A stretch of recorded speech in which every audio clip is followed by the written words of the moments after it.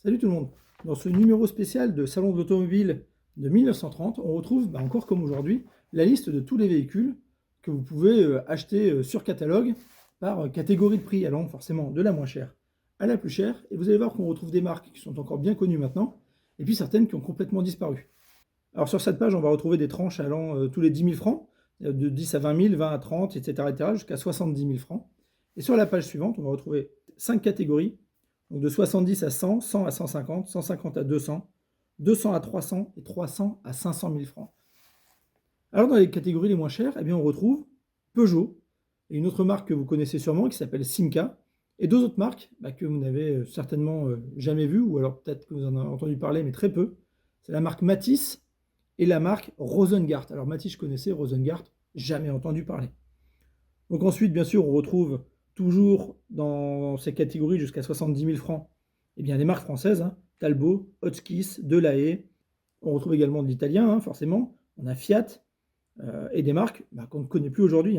La marque La Lorraine, par exemple, Maurice Bollé, sont des marques qui ont complètement disparu aujourd'hui.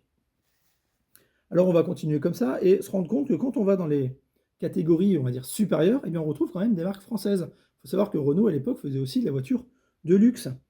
Donc on retrouve par exemple dans cette catégorie de 100 à 150 000 francs, donc on est 10 fois plus cher que les marques, que les modèles les moins chers que je vous ai fait voir au début.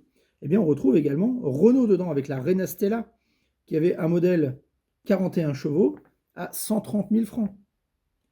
Et dans la même catégorie, on retrouve Bugatti, Hispano Suza, Voisin, qui étaient vraiment des marques très très haut de gamme françaises. Et on va même retrouver encore dans ces catégories supérieures, donc jusqu'à 200 000 francs, on retrouve Bugatti, Stutz, Peugeot également, Hispano Suza, français aussi, Voisin forcément, et encore une Renault, la Rena Stella, à 193 000 francs.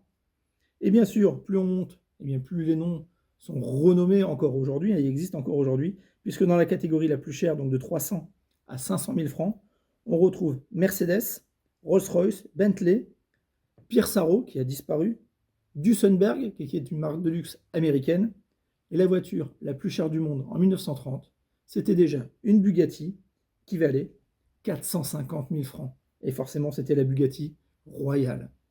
Et le seul endroit où vous pouvez voir cette Bugatti Royale, eh bien, c'est dans la collection Schlumpf, à côté de Strasbourg. Alors si vous passez par là, n'hésitez pas à aller la voir, c'est vraiment un modèle exceptionnel.